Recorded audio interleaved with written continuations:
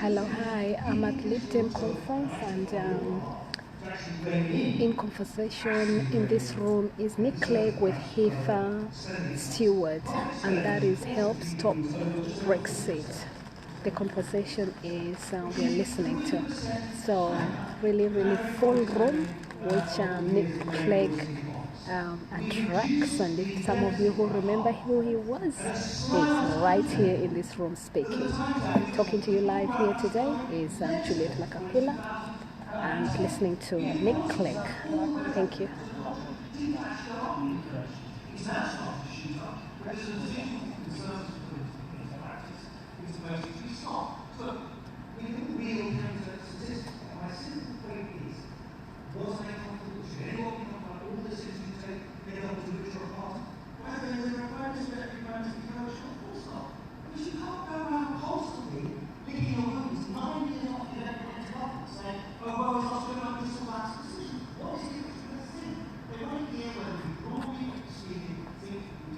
I'm sitting right at the back, so reception might be a bit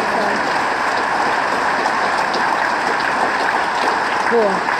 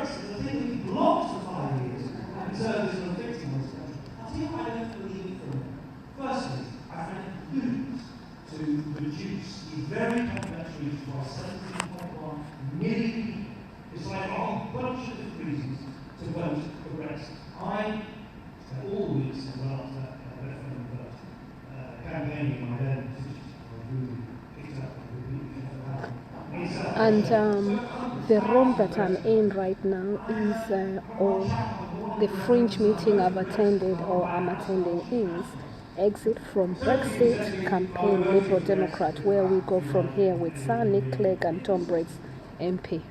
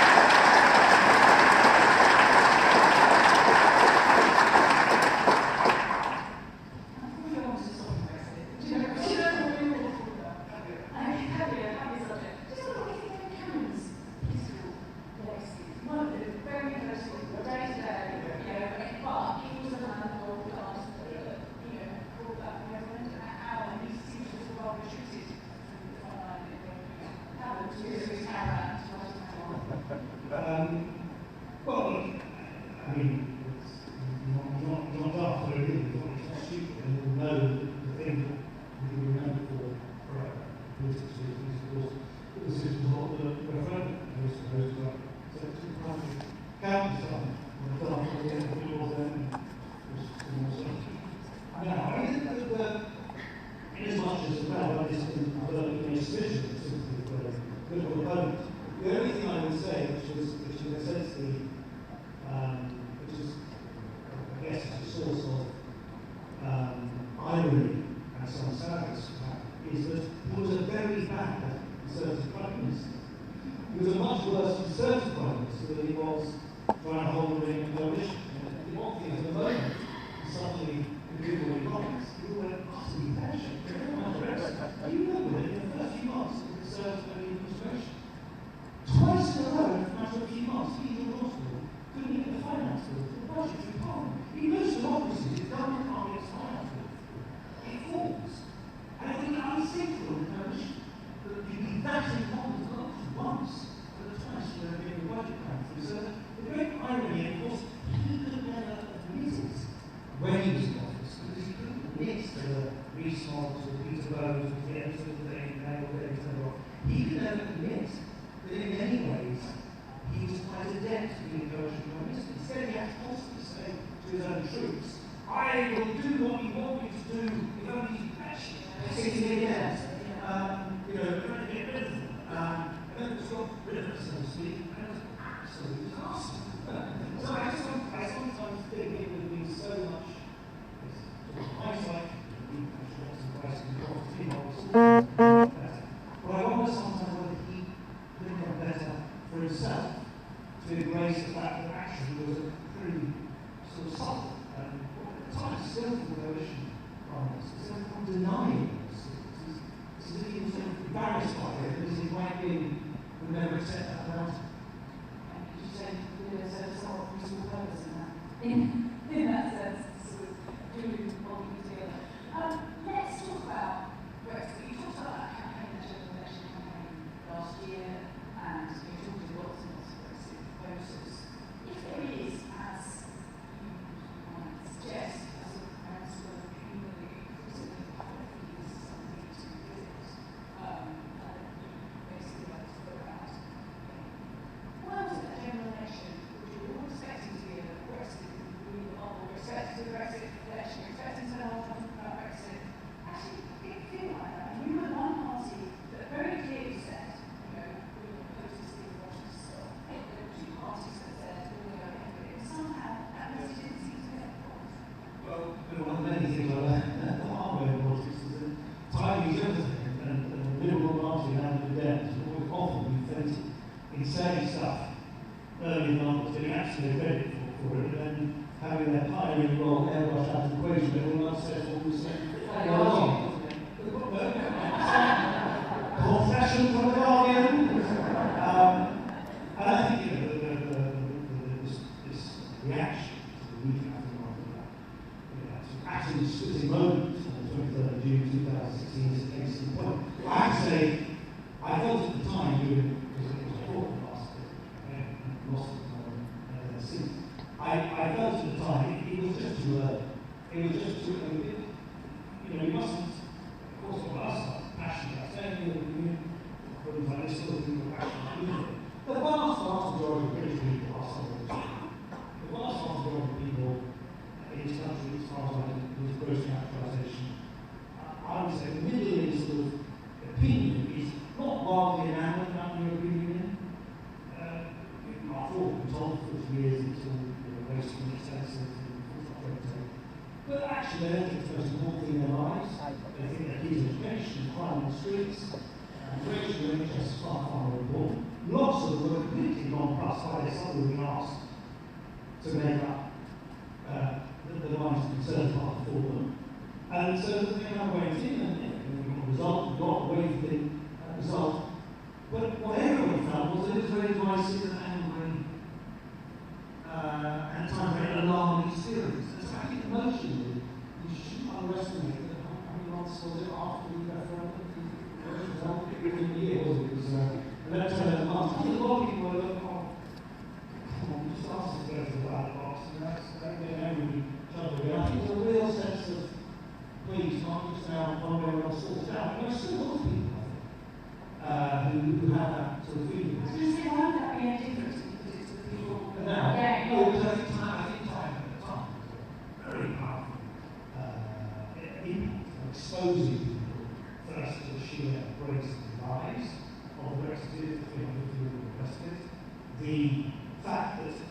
Brexit is not some easy utopia which is flip a switch and happen on that to the next. It's a incredibly complex, drawn-out, expensive, contorted process. So in answer to your question, I think it's time. I think, and dare I say it, one of the wonderful, but sometimes sort of excruciatingly difficult things to do with Dems has been again and again, even when the Dems are miles away from power, it's often played, in my view, a crucially important role in being a pioneer of ideas which other parties are sort of too reticent to grapple with. And I certainly see a significant shift moving in favour of the position in favour of people's vote in other parties. That is the case as well. But I just think, in answer to the last mention, it's just too early. It's too early to reopen the whole question for a lot of people who kind of just have the whole series bit. Yeah. That's one more, and I'm very open to it. Some people I'm sure might be involved, but it's a lot of talk, isn't there, about, well, particularly in Western society, you see a lot of different and so on, feel that this is an issue that is kind of also involves party loyalty in a way that is sort of hard to believe in. You see, these odd connections forming across the world as commons, and you've got two party votes and that loyalty towards the main party towards the leader. How likely is it, do you think, that over this next 6 months, and really which is a very crucial period, that the party still as it stands can't hold, can't contain this direction? First, the last 6 months, my initial is very true and everybody else's. My hunch, it is no more than a wholly unformed hunch, is that a lot of the gossips, the dinners, the plotting, the this, that, the other, are at the moment, and we know it's great way to the Labour Party, or rich entrepreneurs, the F5, the Washington Party, this, that. My hunch is that most of those initiatives are, in their current form, symptoms of political malaise rather than solutions to it. That's my hunch.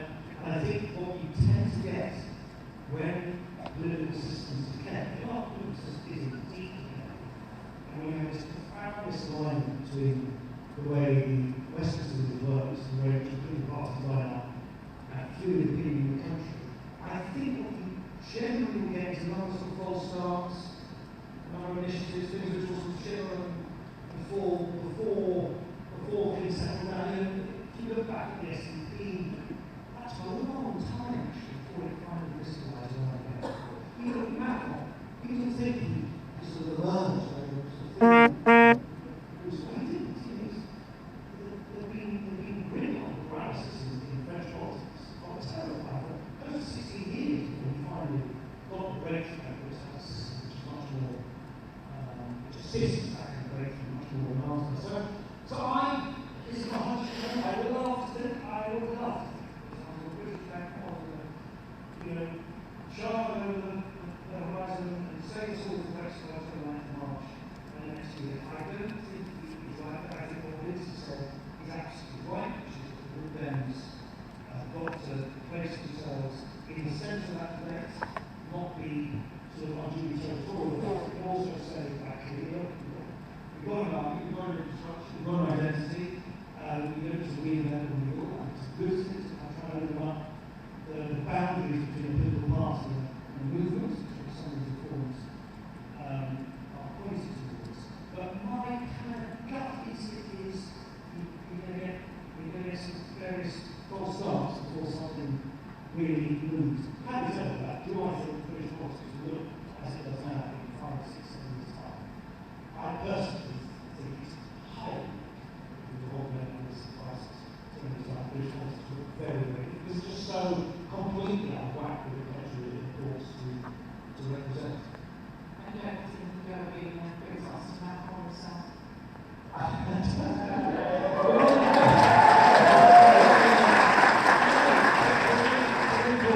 The secret of some breakthrough characters like Macron is precisely that they arrive relatively unencumbered.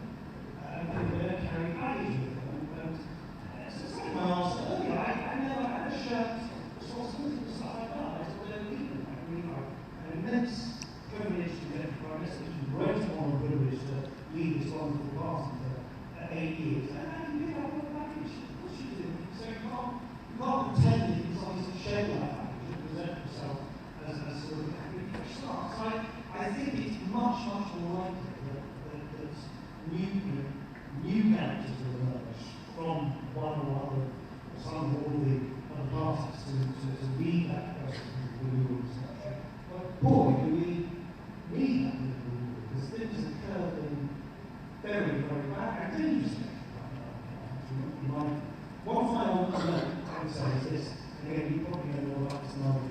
But one exception to my hunch that is taken on the thing is this: if there was a significant body of Labour MPs who are not just prepared to create a sort of anti-Corbyn faction, but genuinely leave the Labour Party behind this together, which of course is the most important message from Macron. He didn't just create an internal ginger within the French Socialists, so I'm just going to have all tradition behind the bridge. And if they're prepared to do that, then Alan Macron reaches right across the political spectrum. Democrats, Liberal Conservatives. That is a kind of game-changing thing that could do things quickly. But my strong sense is partly because of the very powerful sentimental glue that seems to tie on people to the Labour Party. I personally think actually it's more likely to be Labour people who kind of first do the sort of intermediate step to break with all the sets of Labour people, which my own view is next to useless to do because the public just see us as a default. So one exception to my caution about thinking that things can change very radically is if that doesn't happen. But we see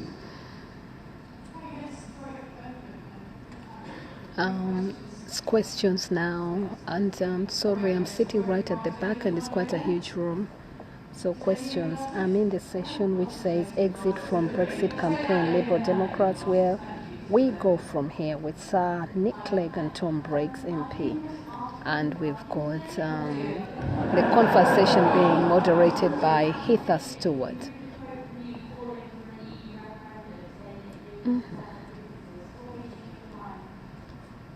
So our party for I'm tempted to ask a question on Commonwealth. If they come to me, I will ask a question. But as you can see, there's so many people in this room, and something that I would love to speak about is the Commonwealth and how is that involved. It would be nice for Nick Clegg to perhaps assist us in campaigning with these issues. That's my interest as well. But as you can see, the room is really, really full up. Lots of questions coming in. I don't know if they will manage to get a chance to ask. But it would be nice to remember the Commonwealth need a big part in this conversation, and I want them to all be remembered just like the rest of the European countries.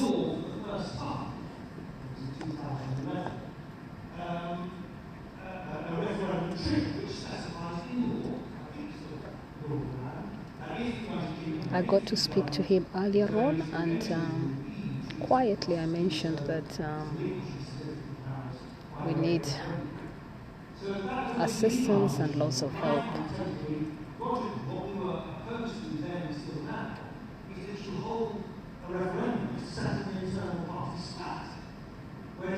For those of you interested, we've got People's Vote, 20th of October.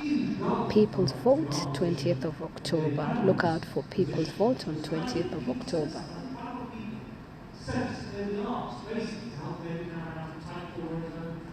And that will be a march in London, October the 20th. Look out for my posts.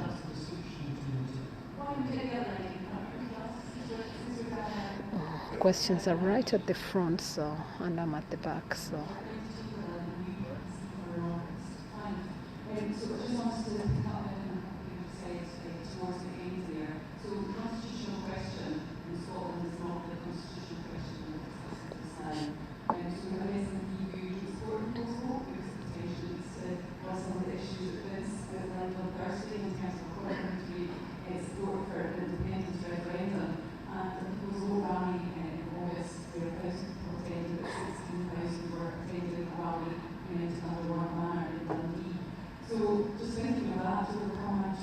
that's Nick Clegg.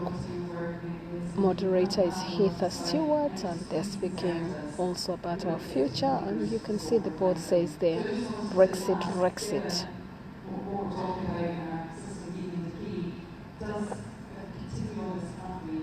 Do you see potentially an independent Scotland and for that matter, independent Ireland? Again, it's intuitive as much as anything else. It's completely a packed room. It's really, really a full room. They had to move us to Oxford room. We were scheduled to be in Ambassador's room, but we were moved down to Oxford's room. Oh, yes.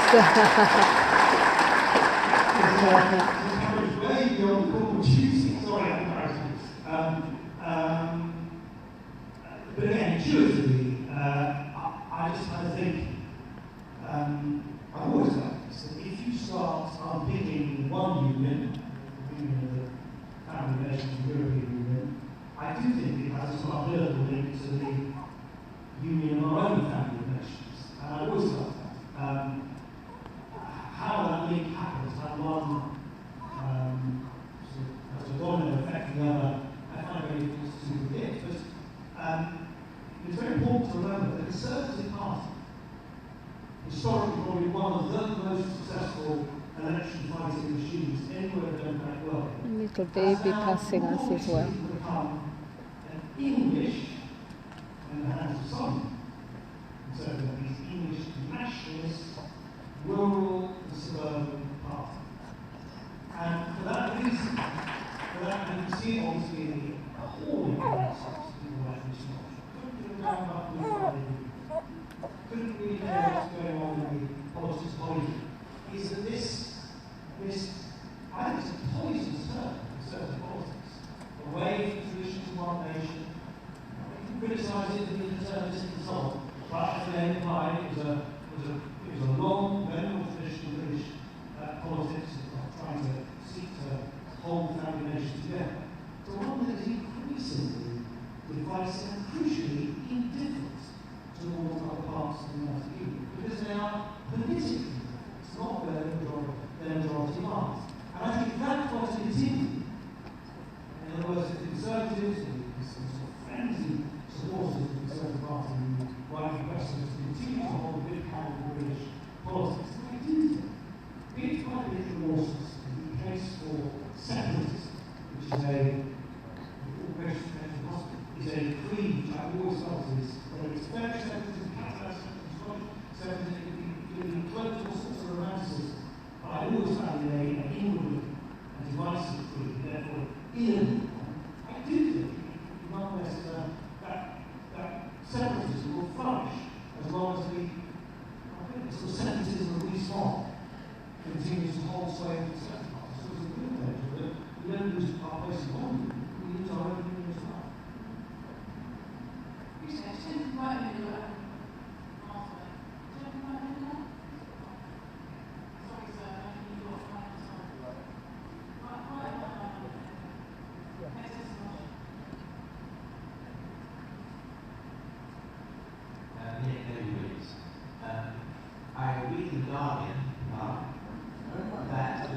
And thank you to EU Supergirl for constantly raising awareness on our youth. Thank you so much to our EU Supergirl. For those of you who do not know her, she is absolutely brilliant in the work that she does.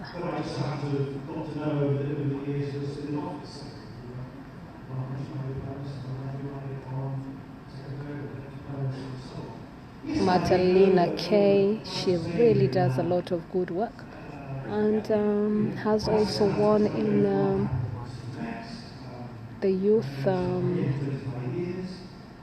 in the EU, promoting inclusion for within Europe. Many thanks to the EU Supergirl, Madalena K. Love the spirit in her, love the work that she does. Thank you for championing the youth. And if anybody or the youth would be interested to join in the campaign, there is what we call Our Future, Our Choice. Our Future, Our Choice.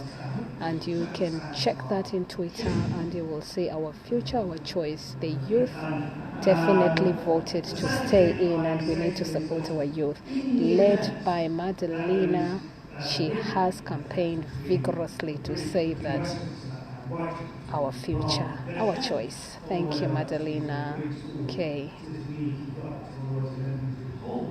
We've got loads of champions, and this is just, we've got the last 6 months campaign. We need your voices, and this is just part of it. Yesterday we had Women for Europe, all the women and mothers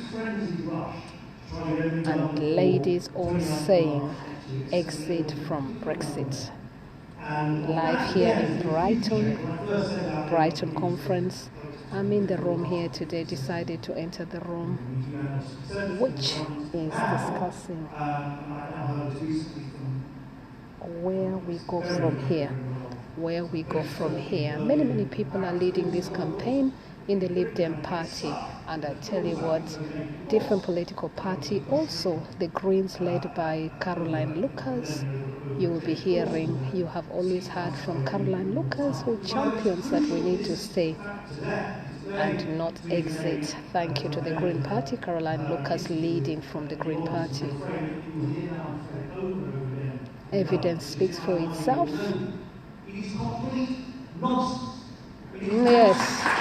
Yes, absolutely. We don't want to lose our rights. We don't want to lose any of our right.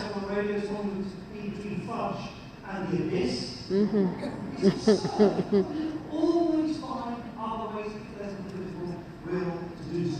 And as I now absolutely say, with no fear of contradiction, key people across Europe are now seriously focused on the idea that if there is a little bit of that they will be willing to give more time. Otherwise, no news on them. Yes, that's what I came back from Brussels, and I did say that we might have extra time. We don't know. But there's a lot of campaign here in UK. UK has woken up to what is happening. That's just my own personal comments, not representing the views of the party. My own personal comment as Juliet Macapilla.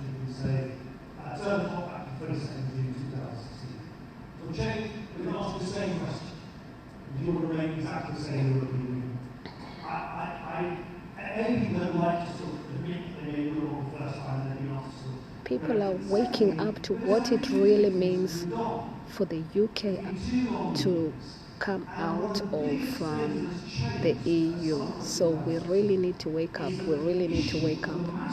And that is the message everywhere. The single biggest reason why millions of people are voting for anti-European parties, the Orbans, the Salvinis, the Wilders, all the rest. And this trend will continue unless the European Union collectively is more intelligent and more rigorous at dealing with how people come into the European Union across the This is Lib Dem conference, and of course the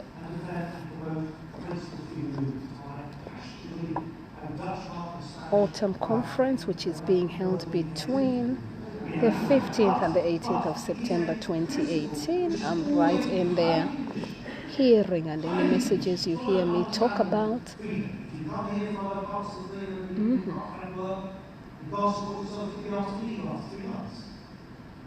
Other member states enforce it much more rigorously than we do. Yes. You ask for parliaments, the Germans famously asked for 7 years of transition before applying freedom of movement to the new countries from the executive. In my view, it as part of a wider EU overhaul of migration policies, we provided all member states, not just the United Kingdom, all member states with the ability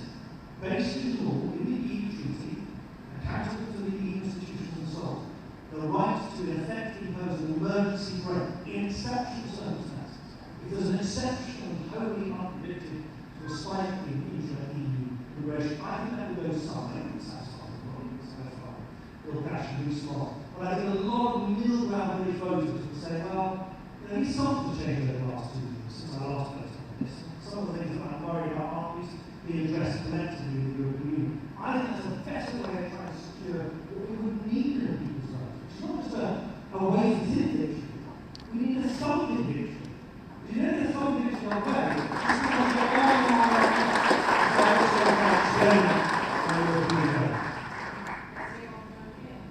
Loads of questions. People really want to ask questions.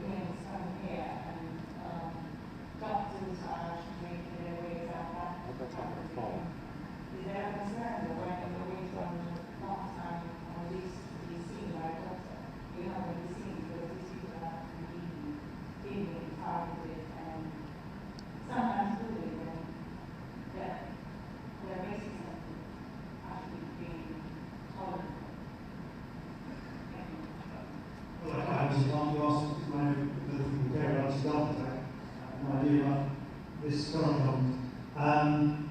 Look, the Brexit for Conservatives is no longer a political or economic process. It's become like a sort of theological altar. And the moment that politics becomes a theological exercise in which you sweep away all evidence, and indeed, to his later, she speaks like you yourself think she truly thinks it's a bad idea. And when you then refuse to look at every accumulated evidence to affect the NHS, the competitiveness of our economy, the attractiveness of our services, the ability of universities to thrive, you name it. I'm afraid we are now, not just in this country, but in which is point, which is where perhaps politics is just very out of step with the tenor of the times these days. You can see it in country after country after country. Politics has become a visceral, evidence-free culture war almost. And this kind of culture war around this country, you see the culturalism, the cultural America. Brexit for kind of Steve Bannon view of the world, the kind of Paul Dacre view of the world. Brexit is the holy grail, and that is why history, I'm afraid, the judge is made very, very, very bad, because she has basically allowed herself to become captive to that ideological, theological push, which is completely purpose to the evidence that nurses are leaving, doctoring, through Miriam, I know a number of Spanish anaesthetists, nurses, pediatricians, consultants, it's all of those who are leaving drugs. We actually asked us all, what is it exactly that we're worried about? Oddly enough, really at the end of the day, they can't point to one specific step or form. It's just a profound feeling that they're just not as welcome as they were before. And that sounds to me so much of the liberal Britain. One of the things that we're very proud of our country and of our tradition is our willingness to be tolerant, open, and generous to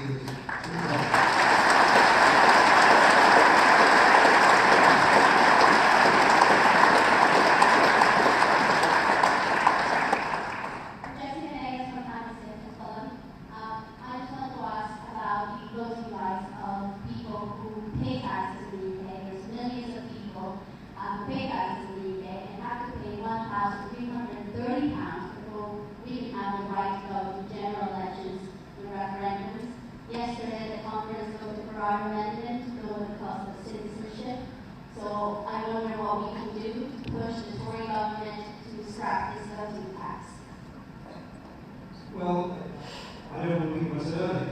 As long as they're consumed by their own zeal, I'm afraid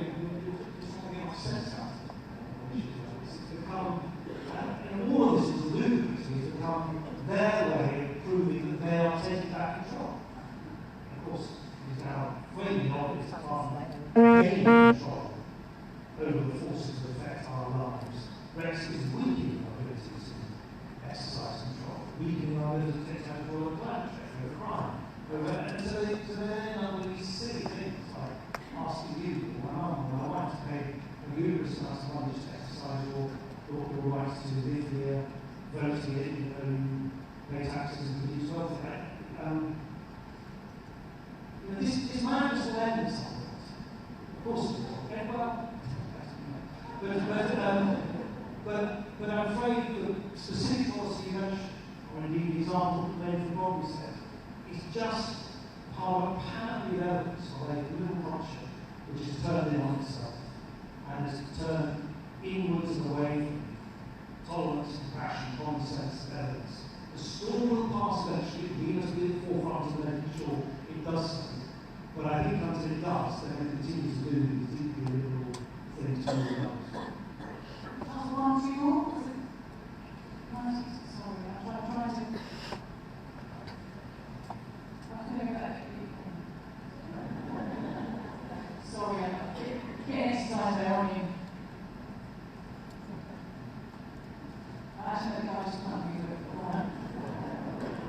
Yes, as you can see, it's quite hard to. If you're lucky, you can ask a question. Loads of questions coming up. I think is saying that if Chequers doesn't get to the Parliament, they will push for another election rather than have public result. Look, I know very much like you view the Labour Party's view. I mean, look, again, we talked earlier about how this should also look at this phase of British politics, I think, a bit unfamiliar way. And I think right at the top of the league tables of parties and people who should be condemned are the Labour Party. It is quite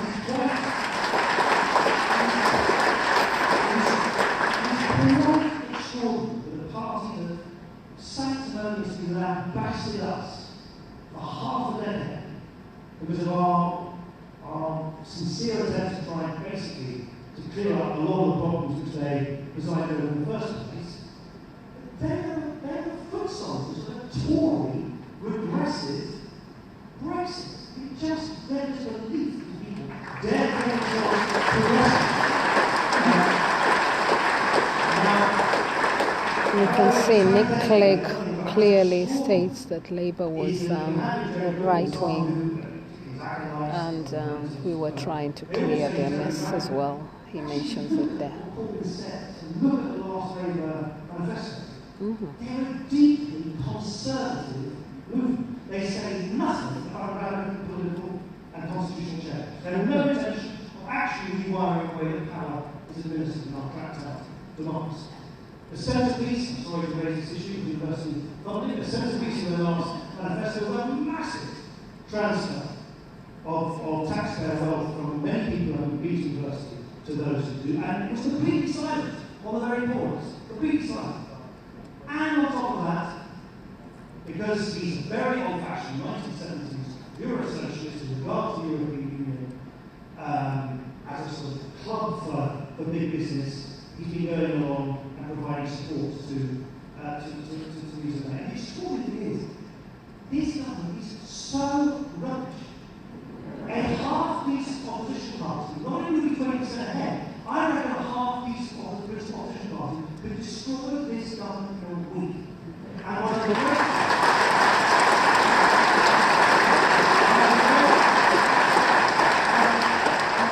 incongruence in British politics is how the Labour Party and Jeremy Corbyn beat pants. They're so bad at their job. Now, having said all that, and clearly having internal debate, lots of internal pressure on this and so forth, my hunch, again, intuition, is very unheroically at the 59th second of the 11th hour, with all sorts of speeches within our 6 tests, 5 tests, doesn't that?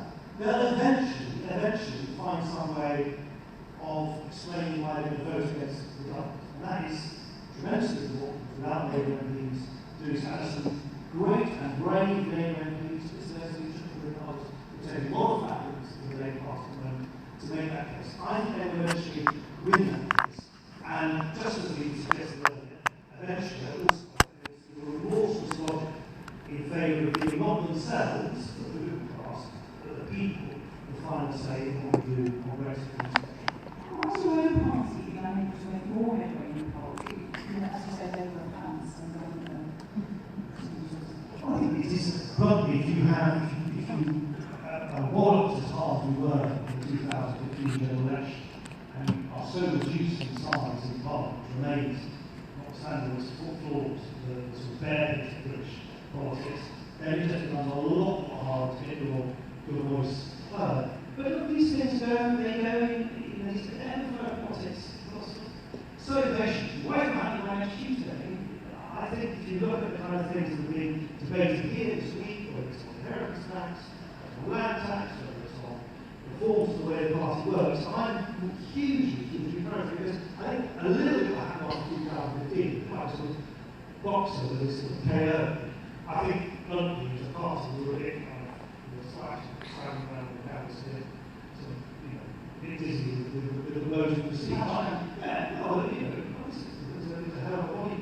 But I think it's really wonderful to see this sort of thing. The Lib Dems are doing what I always think they do best, which is thinking new stuff, rattling the cage, pushing the envelope in terms of thinking in politics. And I have a very old-fashioned belief. A, if you believe in yourself, which is crucial. If you don't believe in yourself, why should anyone else? But secondly, if we show that talent, ingenuity, for reform, innovation, for optimism, for that old-fashioned liberal belief that tomorrow is better than today, and even better without changes, I genuinely think we will recover. I really do. I don't share this endless sort of funereal pessimism about our fortunes at all.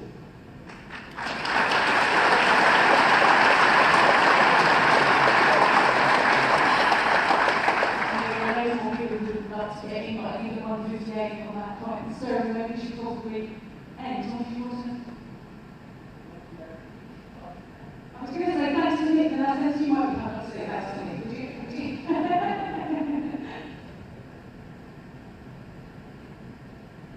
Thank you very much. And Nick, you asked a couple of questions.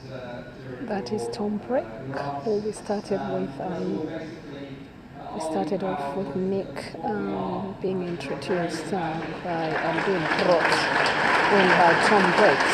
So one of the MPs, Tom Briggs, just coming in, and he also campaigns on to exit Brexit. Asked a question about whether we thought that we did the right thing, and again, you got an equally emphatic response from the audience that yes, we did do the right thing in coalition. You also asked whether there was any sympathy for David Cameron in the audience. I didn't detect very much. I did detect perhaps a desire that he should spend as much time as possible in his caravan in years to come, because he has, as you said, his actions. Very interesting conversation here, as you can see. This is why I encourage every single person to join any political party within United Kingdom. Very, very important to join a political party. Thank you so much to everyone watching. Thank you in particular, as I said at the beginning, to Rhiannon, who has organised this and so far has paid for it on her credit card. And I understand, yes, that I'm very thankful to people who have contributed so far. There's still time to do so. I'd particularly like to thank Heather, who will have detected there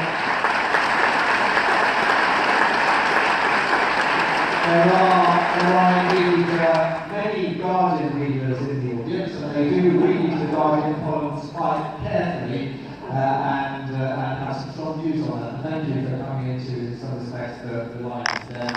And finally, Nick, I think, as I said, the round of applause you got when you came in, I think is a credit to the fantastic work you did as that party leader and really put us back on the map as a party in the coalition years, and I'm sure we will be back there soon. You said that you were not entertaining the idea of being the British Macron, but I think the response from the audience was that you should be actively considering that.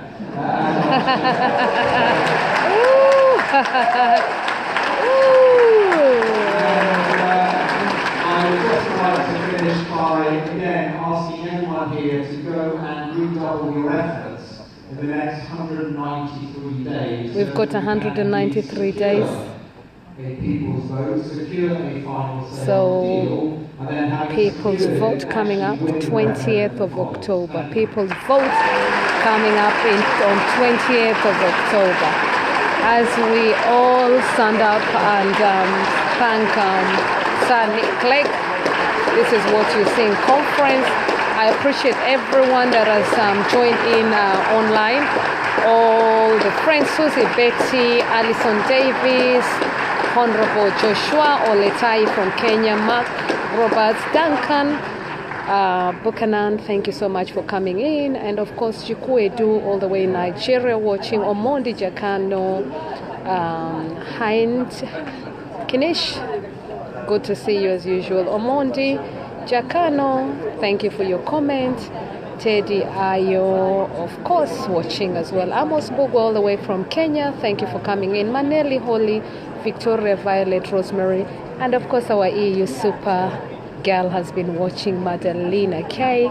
Many thanks for joining in that session.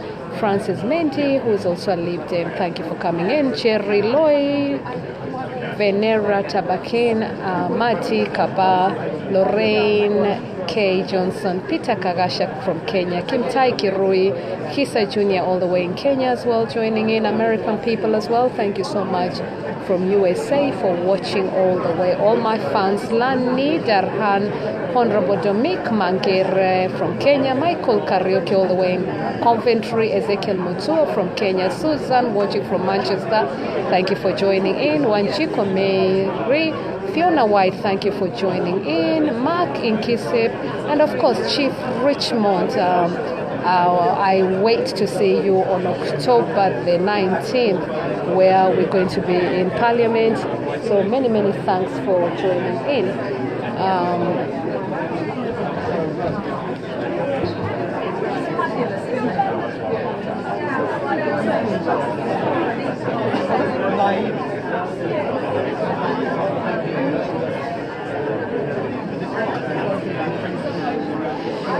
If you have enjoyed watching us, it's always great to invite every single person to ask questions and to follow politics. My name is Juliet Macapilla. Today, here in Brighton Lib Dem Conference, definitely I wanted to have entered this session. And our members tend to get engaged in making decisions. This is how we listen, and we also enjoy to come together and are able to make decisions together. Very interesting politics here in United Kingdom. For those watching from Kenya and for those watching from Nigeria, democracy is something we need to be part of. So many thanks, and I do know loads of people. Yes, loads of them. I do know them because we talk, and it's been great for me to be diversity and inclusion officer within London Regional Executive. I'm the London Regional Executive Champion. Great to see many people joining the party. Many thanks to every single person who's joined our political party, which is the Lib Dem, and also those who have approached me to join other political party. It's always great to support every single person. When it comes to political hat, today I'm wearing my political hat.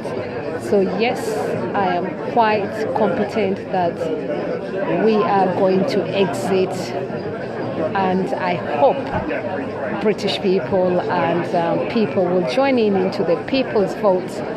My personal opinion, I voted to, of course, say that I want the British people to stay in the EU. That is my position. So I'm interested to know where next from here. So I came to this session just to hear Sir Nick Clegg to speak. And you can see he gets a lot of reception. So yes, I'm going to leave you all and thank you all again for coming in. Just quickly, Team Femi, you've just joined in. Kadiota Yaye, you've just joined in. And Irene Modeba, thank you all for joining in from wherever you are. It's a good day for me and a good night for me. And for those who are just waking up in different countries, it's beautiful to watch all of you. And tell me what is happening in your country also. And this is Lib Dem conference here in Brighton, autumn conference, joining in different fringes. And hello, and you too. I addressed that question to Nick, didn't I? Thank you. Yes, you did. Well, very good. Keep in touch, please call me. Yes, I will do that. I will definitely do that. Thank you so much. Yes, and greetings to from me, from many people. I'm gonna go for my lunch here in Brighton, and many thanks for everyone to watch. Talking live to you today, Juliet Macapilla, live from my phone, and of course, it's if you'd like to follow me, it's at JNM1000 at JNM1000, and this video, of course, was just from my phone, personal views. For my comments, it's all personal views as a Liberal Democrat, and that is the beautiful Liberal. Many thanks. For personal questions, I'll be able to answer on behalf of the party as well. Just bringing it live for you to feel and get to know our party. Our party has beautiful preambles. Read about the Lib Dems. You can always find this in our manifesto, and you can always read about what we stand for. Read about this. I always encourage people, read. Education is important, and read all the manifestos for different political parties. Then you get to choose, which is really good for you. And yes, absolutely delighted to have been in this session. So thank you so much for those who have joined in, and it's a goodbye from me as usual. Many thanks for watching, and Lib Dem conference here in Brighton.